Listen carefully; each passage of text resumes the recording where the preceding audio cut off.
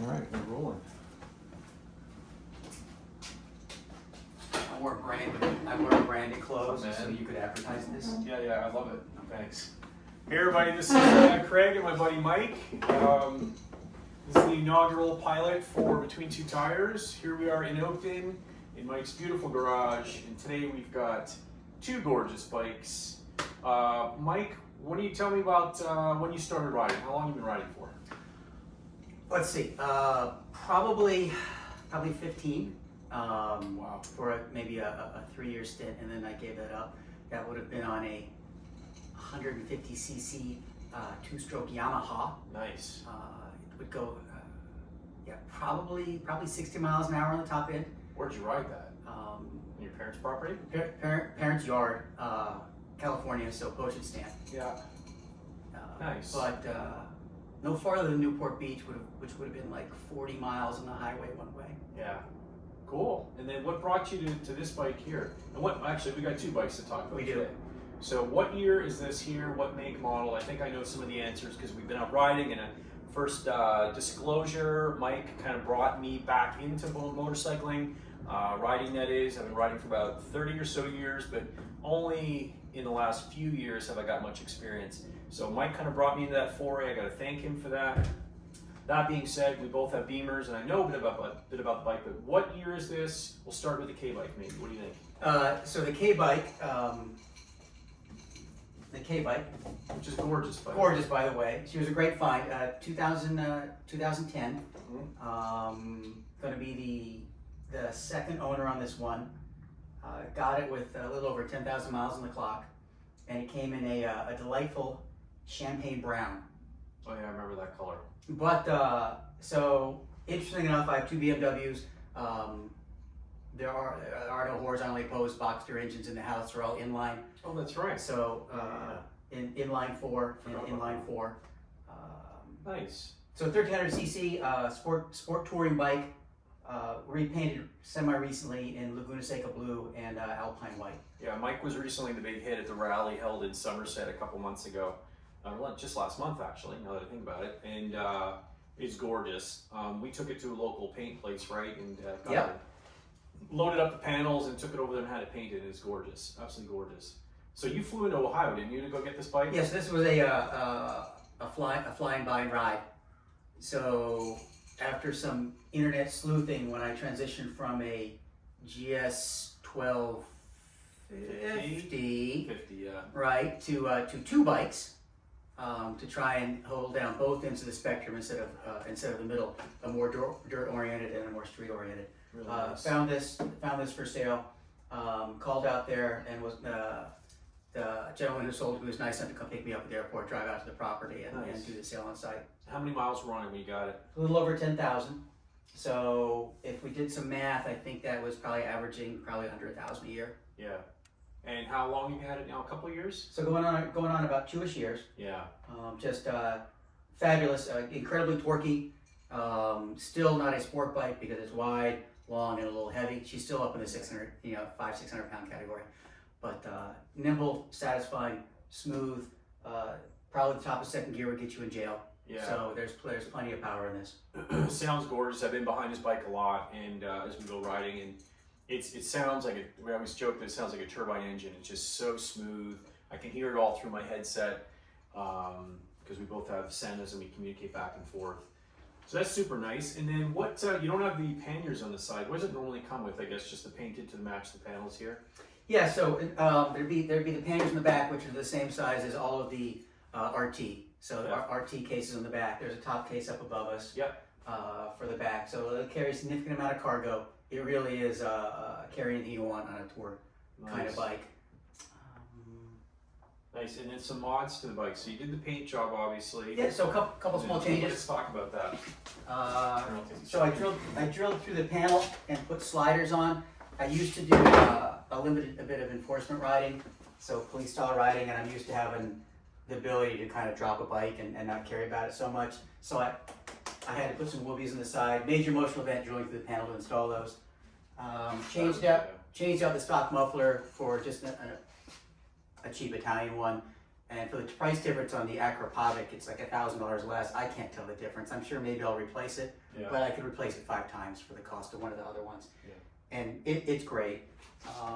You changed some lights on it too, didn't you? Yeah, so I put some flashing brake lights on the back, some LEDs, and then up on the top, changed out part of the nose for a integral holder for the GPS that I got mounted that goes on both bikes.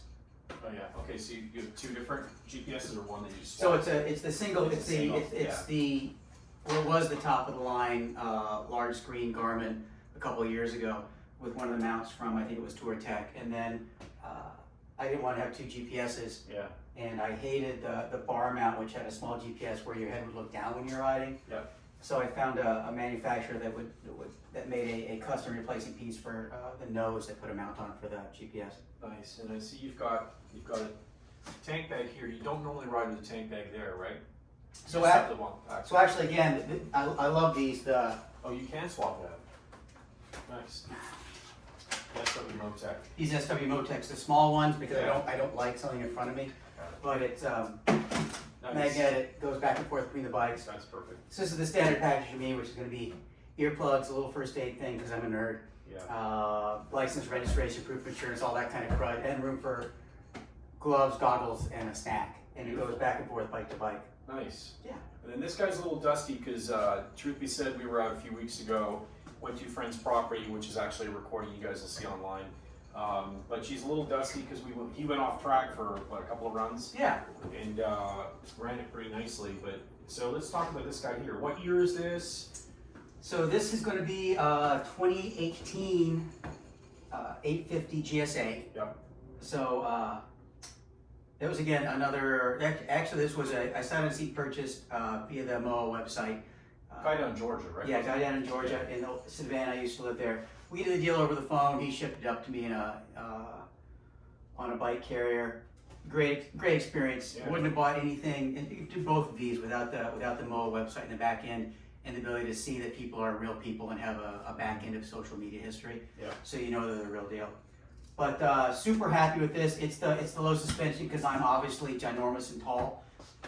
So I was looking for something that was GSA, so the large tank, because I always have range anxiety. I changed it out to the 50/50 off-road tire. And those are Anarchy Wild, right? yeah, they're the Wilds. They are a little Serious loud. gloves on They are a little loud, but I use earplugs. Yeah. They- And I can hear them on the road because I'm riding behind them. yeah, most of the time. they're great. Yeah. Awesome. And then the bags. I think you had these on the previous bike, right? I did. These were these beauties were circa pandemic Mark 1 when the supply chain was a disaster, and the best softs I could find. I'm pretty happy with them. I think they leak a little bit from the top, but that's just me. Nice. And yeah, they swapped them from the other bike when it traded households. And was that the original pipe you had in?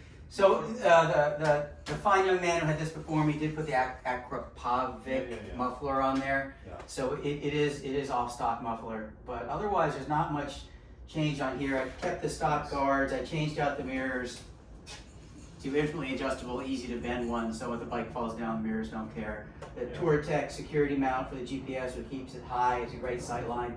Yeah. And then the only other, I guess we call it mod, is it has the rally screen, which is about the size of a paper plate. So that's nice for being off-road, but do you notice that when you're on the road, like Yeah. getting hit in the face? This lets me, what's the word? People say, oh, it flows incredible air. Basically does nothing. Yeah. Right, but on the highway above 65, it is so windy up on your noggin. Yeah. It's fine with a good helmet, but there's so much wind noise, and with earplugs in, you really can't hear anything. You got a comm system. Very nice. And did it have the roll cage when you got it?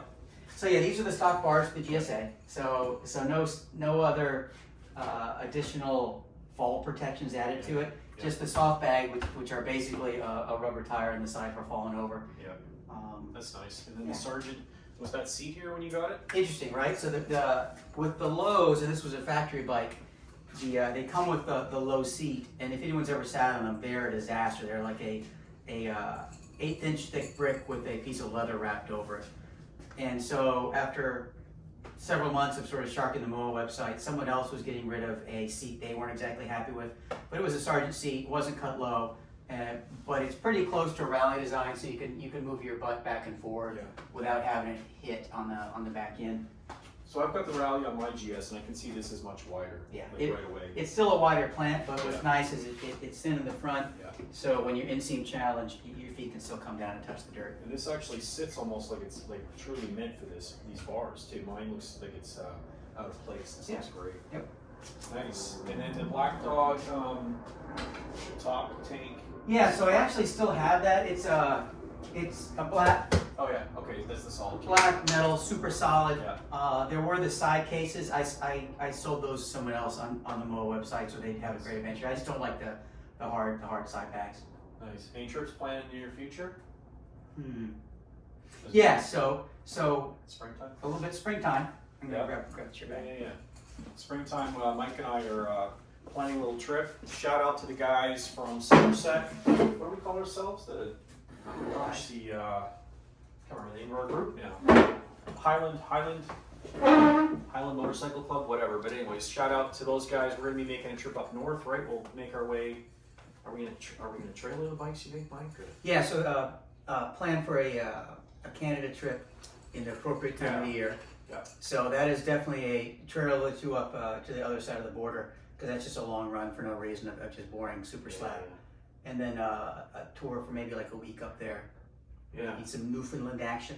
Yeah, that'd be nice. We've got some friends that live outside of Hamilton, the Toronto area. Shout out to Bino and who else is up there? Paul and the rest of the crew. Then we'll make our way towards Ottawa and Toronto and Ottawa, Montreal maybe, spend a little time up there, maybe hit the hills around Montreal. Yep. And then make our way out to Halifax and then circle back. So that'll be nice. Maybe it's longer than a week. We'll have to take time for that, I think. Yeah, week 10 days, somewhere there. Yeah. And then towards the end of maybe September next year, I definitely want to take that and try and do the Trans-America Trail, or TAT, which is that cross-country, primarily dirt, not single track, but dirt, gravel, forest road, and get out to California that way. Yeah. And then, so in the meantime too, I think in between those trips, Mike and I both live in Virginia, in the Oakton area, so maybe do some back roads discovery tours at some point. Yep. So the BDR in our area is maybe an hour and a half out towards west from us, and then tracks up and down the seaboard. But there's definitely a chance to go out and do some of that. Great. All right, man. Listen, well, thank you very much for having us in your amazing garage. Really Amazing. well organized, by the way. This is Mike and Craig. I want to thank you all for joining in. This is the pilot, and we'll see how this goes in the editing room. Spectacular. Thanks, buddy. Yeah. That was awesome. Cheers. Cheers. That's great. Man, you're like made for this shit, I swear.